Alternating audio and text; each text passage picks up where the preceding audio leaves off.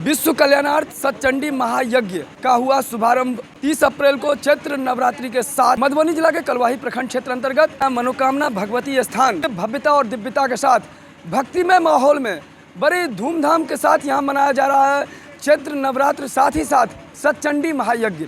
और एक तरफ लोगों ने आस्था की डुबकी लगाया था उत्तर प्रदेश प्रयागराज में महाकुंभ, उसके बाद लगमा में हुआ था जो कि आपने देखा एक साथ में दो महायज्ञ। और यहाँ मधुबनी जिला के कलवाही प्रखंड क्षेत्र अंतर्गत हरिपुर डिहटोल मनोकामना मंदिर और इसी मंदिर प्रांगण में हो रहा है यहाँ पर सतचंडी महायज्ञ।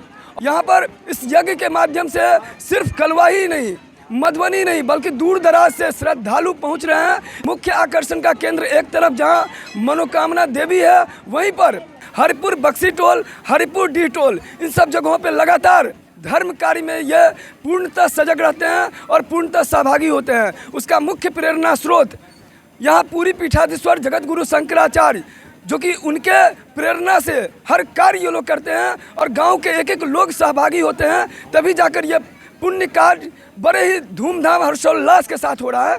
विशेष कैमरा पे आप देख सकते हैं यहाँ आचार्य जी आए हुए हैं दरभंगा से, तो जानते हैं इनसे कि ये जो सतचंडी महायज्ञ है ये किस तरीके से हो रहा है और यज्ञ का क्या है मुख्य उद्देश्य। जी, मुख्य उद्देश्य इसका ग्राम कल्याण, विश्व कल्याण, समाज की सौहार्द, यही उद्देश्य है।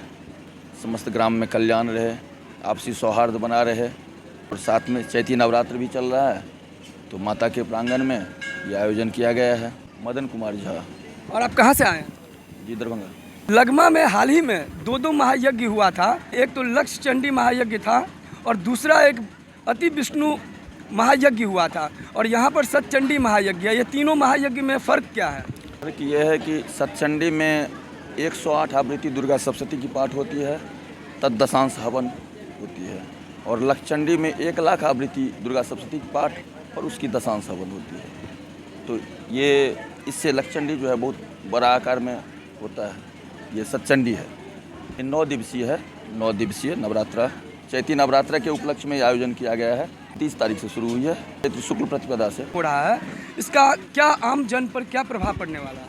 आपसी सौहार्द बनी रहेगी, समस्त ग्रामवासी एक जगह इकट्ठा होकर आपसी सौहार्द से अपना उत्सव मना रहे हैं, यज्ञ में पुण्य के भागी हो रहे हैं। सब अपना जिससे जो हो रहा है तन मन धन से शामिल होकर आपसी सौहार्द बनाए हुए हैं, सब बहुत आध्यात्मिक हो गए हैं। विश्व कल्याणार्थ ये महायज्ञ हो रहा है। वैसे अगर देखा जाए तो इसमें एक एक व्यक्ति का समर्पण रहता है, पूरे गांव सभी लोग मिलकर ही कोई कार्यक्रम को सफल करते हैं। यहाँ हमारे साथ आप कैमरे पे देख सकते हैं कई लोग हैं जो डेडिकेटेड कार्यकर्ता के रूप में हैं, समर्पित हैं, और जब से कोई यज्ञ शुरू होता है तो यज्ञ में कहीं ना कहीं बहुत पहले से ये लोग प्लानिंग करते हैं, पूरी तरह प्रिपरेशन रहता है। कार आप कमेटी के मन में जहन में कैसे आया? सबसे पहले सनातन धर्म के हम जय कहब, तकरा बाद जना कि अहाँ पुछलहुँ हैं यज्ञ के बारे में। यज्ञ के विचार हमरा सबके मन में बहुतो दिन से छल। हमसब अपन गार्जियन के स्वरूप में सब आदमी एकत्रित भऽ कऽ हमसब पिछलो साल एकर प्लानिंग केने रही, जे हमरा सबके स्थान में 14-15 साल पहिने हमर गार्जियन सब ई यज्ञ केने छला, एकरा पुनः हेबाक चाही। लेकिन भगवती के इच्छा जे पिछला साल नहीं भऽ सकल, फेर पुनः हमसब फेर किछु नवयुवक एकत्रित भऽ कऽ संगे किछु गार्जियन के लऽ कऽ हमसब ओकर आयोजन के शुरुआत केलहुँ।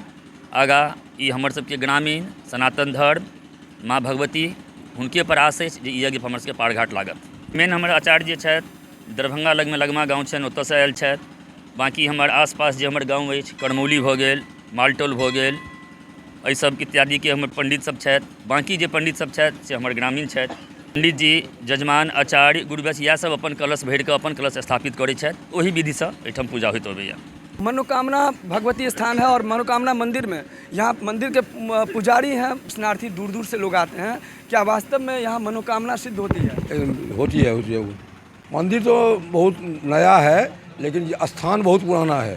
पूरे ग्रामीण हमारे जितने भी ग्रामीण हैं, 12 वर्ण, बूढ़े बच्चे, दादा दाई बाबा माई जो भी है, चाहे वो गाँव पे हैं चाहे वो शहर में हैं, सबका सहयोग मिल रहा है और हम लोग उन्हीं सबके सहयोग से बराबर आयोजन इस स्थान में करते आ रहे हैं। खास के युवाओं को यही कहेंगे कि आप लोग एकत्रित होकर जो भी हमारे सनातन धर्म में जो भी छोटी बड़ी आयोजन है सब मिल के और हर जगह किया करें।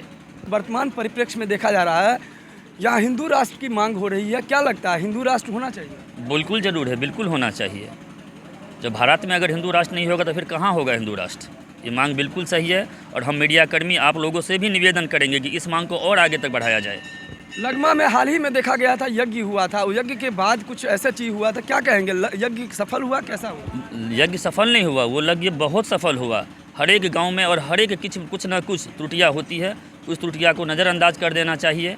मीडिया के माध्यम से हम यही कहेंगे, लगमा गांव में ये जितनी भी अफवाही है सब झूठी फैलाई जा रही है। पे भी अगर बस सिर्फ हम लोग तो सिर्फ 10-11 पंडित जी को लेके कर रहे हैं, उसमें भी हम बहुत पंडित जी को खुश नहीं कर पाएंगे।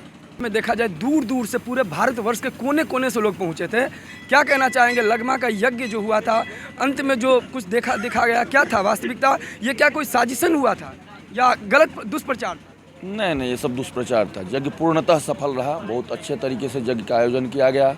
आयोजक, विद्वान सब लोगों को बहुत धन्यवाद के योग्य हैं। बहुत यज्ञ पूर्णतः सफल रहा। कुछ सामाजिक असामाजिक गतिविधि से हुआ, बाकी यज्ञ पूर्णतः सफल रहा। सतचंडी महायज्ञ जो 30 मार्च से शुरू हुआ था और 9 दिवसीय सतचंडी महायज्ञ का यहाँ पर विश्व कल्याणार्थ ये महायज्ञ हो रहा था।